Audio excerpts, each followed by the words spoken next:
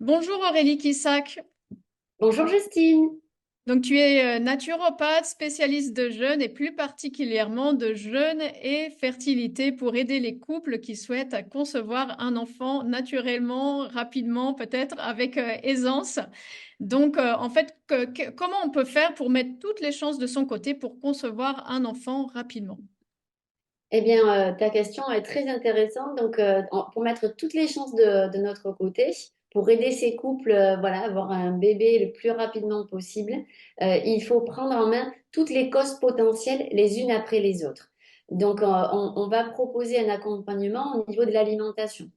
Identifier les surcharges, parfois on a de trop, et les carences aussi, puisque nos aliments sont vraiment dévitalisés aujourd'hui. Donc on va faire des réglages alimentaires dans ce sens-là, avec une alimentation crue par exemple à 80%, plutôt hypotoxique, puisqu'on sait, on connaît le lien des perturbateurs endocriniens sur la fertilité. Et puis on va aussi jouer sur l'inflammation puisque voilà, quand on a de l'inflammation, c'est plus complexe en fait de voilà d'arriver à avoir une grossesse sereine. Voilà, donc on peut penser aussi à moins de céréales, moins de produits transformés ou pas du tout par l'industrie agroalimentaire. Voilà, on essaie de d'épurer en fait son alimentation sans privation. Voilà, on accompagne aussi en ce sens-là pour voir que c'est une source de plaisir aussi. On peut proposer aussi au niveau alimentaire, bien entendu, c'est un incontournable, les oméga 3. Donc plutôt que de l'huile de tournesol, des huiles par exemple qui sont riches en oméga 3. On peut citer l'huile de lin, de chanvre, de colza, de noix par exemple. Il y en a d'autres. Voilà, donc l'alimentation, c'est un des points essentiels. Voilà, c'est un des leviers qui va faire bouger justement cette propension à la fertilité. Et le La- jeûne dans tout ça? Et On peut le jeûner pour améliorer ses chances de fertilité?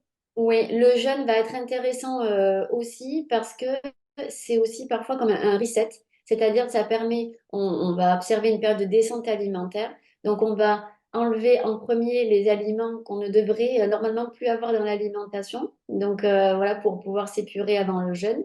Le jeûne va venir travailler notamment sur la perméabilité intestinale, donc va permettre de mieux capter les minéraux, les vitamines après le jeûne. Donc ça peut être intéressant aussi. Donc ça permet de lutter contre les carences éventuelles. Et puis surtout, ce qui est important, c'est l'après-jeûne qui doit être bien mené parce qu'il est vraiment tout aussi important que le jeûne en lui-même.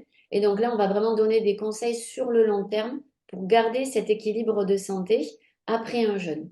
Et c'est vraiment souvent plus simple après un jeûne parce on repart à zéro. Et voilà, c'est plus facile de mettre en place les bonnes habitudes alimentaires. Et donc le jeûne, c'est pour madame et monsieur en même temps?